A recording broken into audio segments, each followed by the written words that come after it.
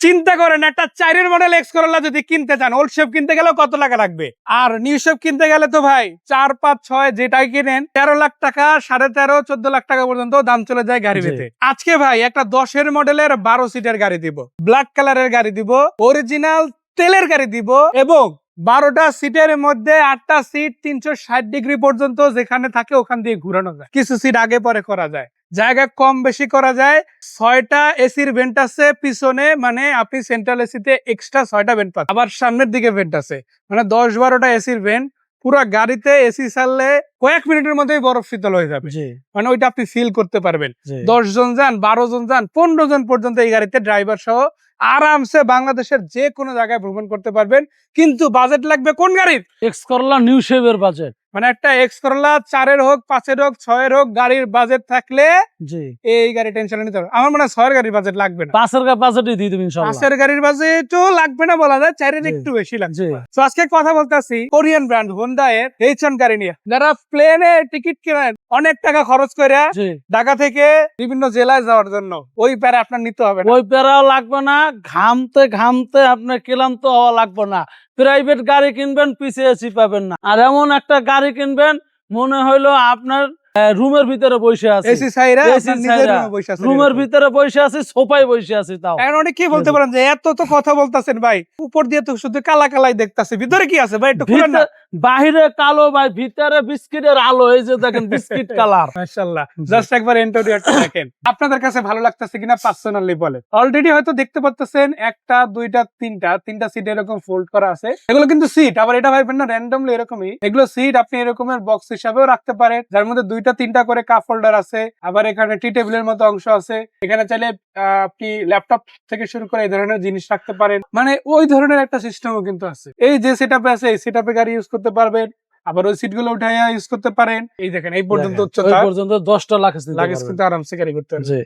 এবং চাইলে LPG CNG তো ছাড়া মানুষে আপনার এই গাড়ি অনেকে অনেক কথা বলবো আপনাকে, যে অনেকে আপনার এই গাড়িতে 100% অকটেন চালিত গাড়ি, এবং গাড়ির সাথে যা আইছে সব অরিজিনাল কালারের গাড়ি, ইঞ্জিন চেসিস কাগজ গ্যারান্টি, আপনারা নিতে পারবেন। এই রকমের ফ্রেশ এই কন্ডিশনের গাড়ি কেউ দিতে পারবেন ইনশাআল্লাহ।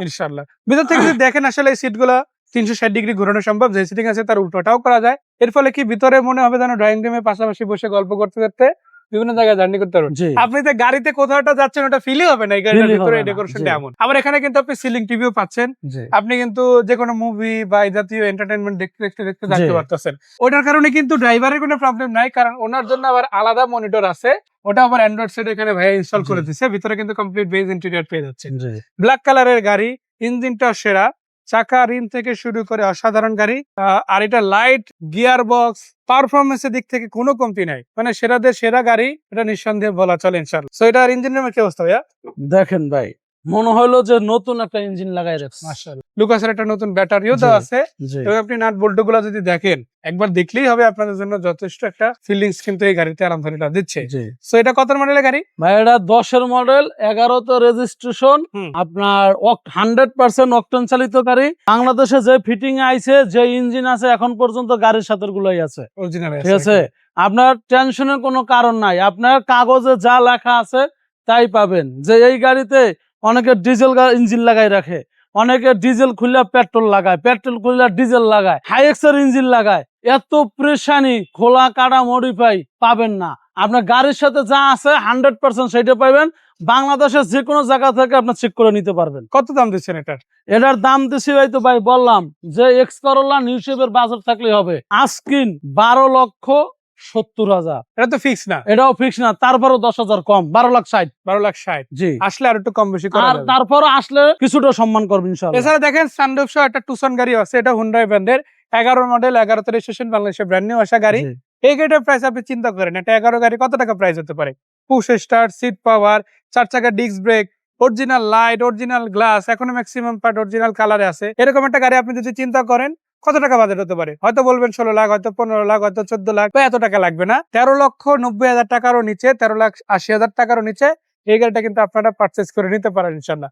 আবার যদি বলেন এই চারের অন্য কোনো কালার আছে কিনা, এই পাশে দেখতে পারেন আপনারা হোয়াইট কালার আছে, শুধু হোয়াইট কালারই না, পারফরমেন্স সেরা হবে ইনশাল্লাহ। এটা ওই সেম একই ক্যাটাগরির গাড়ি, এটা মডেল আবার আপ 2013 মডেলের গাড়ি। এই গাড়িটা পেয়ে যাচ্ছেন মাত্র 13,90,000 টাকা। 13,90,000 না, জি 13,90,000 এটাও ফাইনাল না, কিছু কম বেশি করার অপশন আছে। আবার যদি বলেন প্রোবক্স নিবো, ভাই original first party smart card মালিক ব্যবহৃত গাড়ি, রেন্টে চলার ইতিহাস নেই এমন একটা গাড়ি কিন্তু আছে।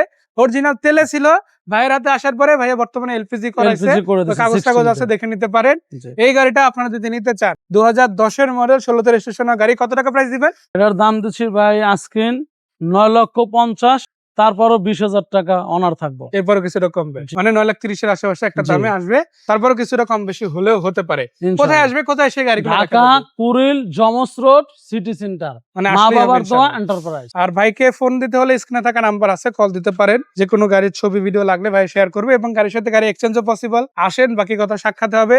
সেই পর্যন্ত আমি তরিকুল ক্যামেরার পেছন থেকে বিদায় নিচ্ছি। ভাইকেও ধন্যবাদ, দেখা হচ্ছে, ভালো থাকবেন। আসসালামু আলাইকুম ওয়া রাহমাতুল্লাহ।